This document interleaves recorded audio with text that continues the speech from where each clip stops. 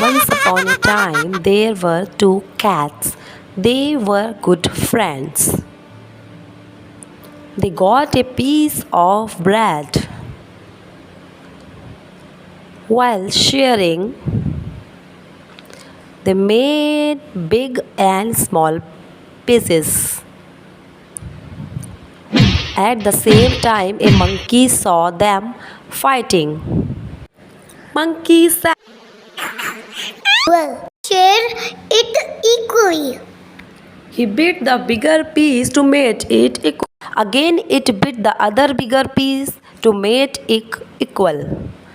Bit by bit, he ate the whole bread and went away happily. Poor cats lost the bread. So, moral, we must learn to share what we have. So, if you like this video, please subscribe our channel Pinky Vikas Sharma. Thanks for watching. Bye bye, my dear kids.